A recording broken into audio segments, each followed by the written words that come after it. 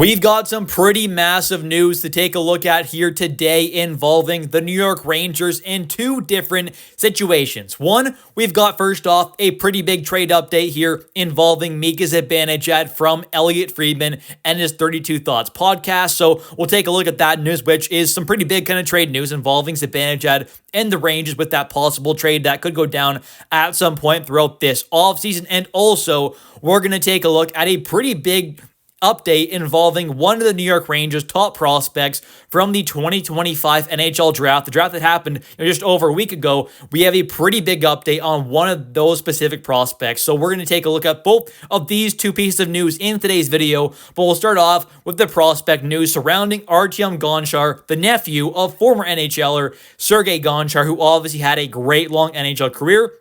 He was a phenomenal player back in his day, but his nephew was taken in the third round with pick number 89 overall in this past draft. And like many other, Russian-born prospects, most of them will obviously play a lot of their kind of minor/youth hockey and junior hockey, in their home country of Russia. But Artyom has decided to make the decision to jump over to North America to play his junior hockey with the Sudbury Wolves in the OHL, as not too long ago he was selected in the CHL import draft. And quickly to go over what that means, basically the CHL import draft is all the teams from the OHL, QMJHL, and WHL, they're all in one draft together, and they're able to select some, players / kind of young prospects, whatever, from Europe, basically. So these teams, obviously, or league, sorry, OHL, QMJHL, and WHL, they have their normal draft where they're selecting Canadian and American-born players, but they also have a separate draft where they're able to select, European players, like a guy like Artyom Gonchar, of course, who is, a Russian player, has been playing his junior hockey over in Russia, but he ended up deciding to make the switch over to the Sudbury Wolves. And in case you were wondering, he was selected in the first round of the CHL import draft with pick number 29 overall by Sudbury. He was taken there, of course. And also, just quickly to kind of take a look at there, it doesn't seem like this prospect will be going over, but another Rangers prospect from this 2025 NHL draft was actually selected by a team as well in the WHL. The Moose Jaw Warriors selected Mikael Eriksson, the Rangers' fourth round pick, number 111 overall, the Norwegian-born prospect. He will probably, it seems like, play over in Europe once again, but he was actually drafted, so he has the option and ability to make that jump if he wants to. And of course, there actually has been a Rangers prospect pretty recently play for the Moose Jaw Warriors, and that is Ryder Korzak, who is no longer with the organization. But still pretty cool to see another Rangers prospect from this draft actually get taken as well. He was taken in the third round with pick number 126 overall, but like I said, it does not seem likely that he's going to end up making the jump.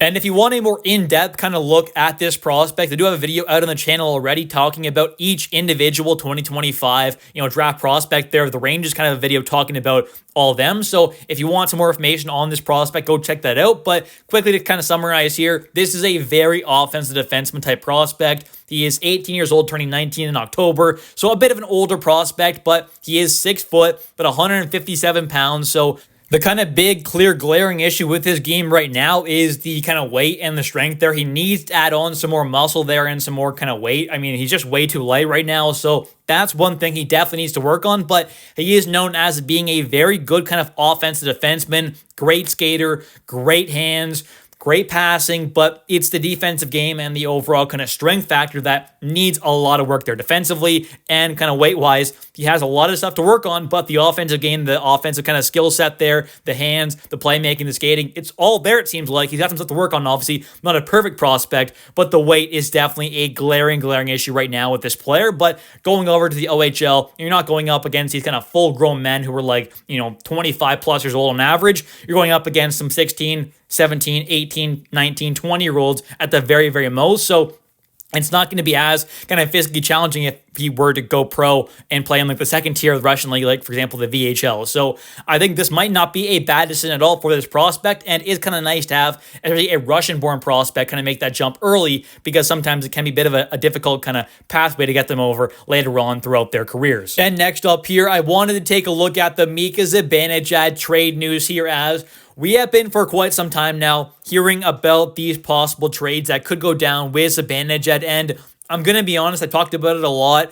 throughout this offseason especially, and leading up until this offseason, I don't think we're going to see a Mika Zibanejad trade happen. And I know lots of fans have been commenting about this and talking about this, how they want to see Mika Zibanejad traded. And I fully get that, and I understand the reasonings why it should happen there and may be best for this team going forward into the long-term and short-term future as well. But the big issue is that no movement clause. I just don't see a trade happening because of that no move clause. And it is still possible, of course, to get a deal done. And we'll take a look at the exact kind of update here from Elliotte Friedman in a second and kind of what he kind of said. But with that no move clause there, I just think it's going to make things too difficult to actually facilitate an official trade. Because first off, the first hurdle is finding a team that he's willing to go to. Once you find that team, then you can actually start trying to figure things out. But let's say Zibanejad has like 3 or 4 teams that he's willing to go to.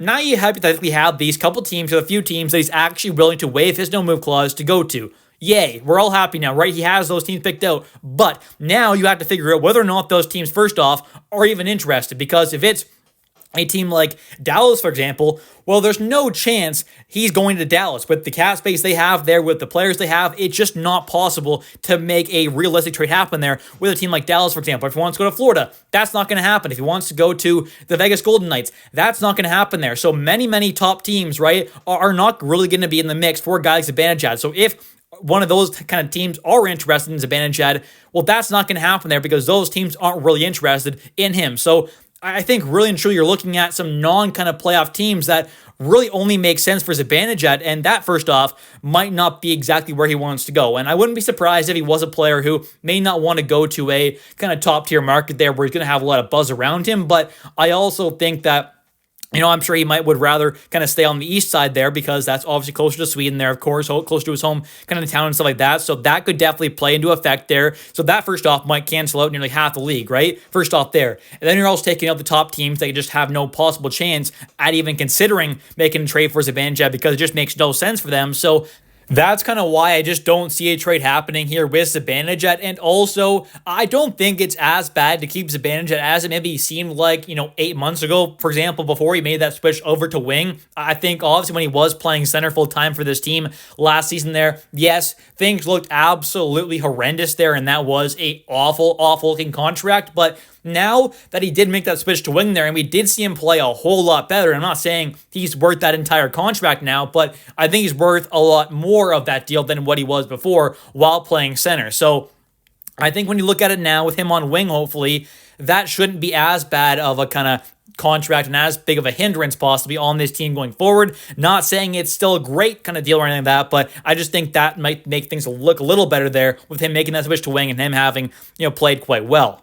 And now kind of talking about the actual news bit here from Elliotte Friedman, as he did say on his 32 Thoughts podcast that basically it seems very clear the New York Rangers are working on a move with Zibanejad. So whether or not that does actually officially end up, coming to fruition there and it happens, we'll have to wait and see. But it does seem like the Rangers and Zibanejad are trying to get a deal done. And like I said, I don't think it's going to happen, but I've been wrong before. It definitely could happen again, of course, and we're just going to have to wait and see there. This is definitely an interesting situation there. It has been kind of dragging on for quite some time now, and they also did say, though, that the Rangers really don't want to have this kind of situation drag on again like the Trouba thing did, where, there was all that kind of talk about trading him away, and it basically almost being done in the offseason there with the Red Wings, and then it kind of falls through. It drags on into the season there, actually, and then the Rangers finally get that deal done, like a few months in or whatever it was to the actual season. So it seems like the Rangers would rather kind of avoid that type of situation there, which makes a lot of sense. But at the end of the day,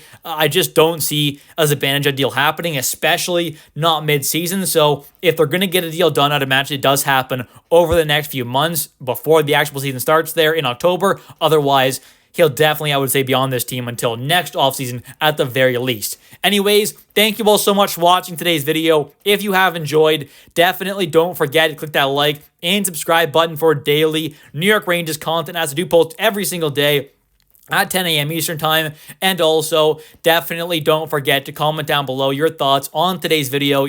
For example, about Artyom Gonchar, making that switch over from Russia to the OHL with the Sudbury Wolves. And also, what are your thoughts on this Mika Zibanejad kind of trade news / update here? Do you think it's action happen there? We're going to see a trade happen, or do you think he'll remain a Ranger like me? Let me know your thoughts in the comment section down below. I'll catch you next one, and let's go Rangers.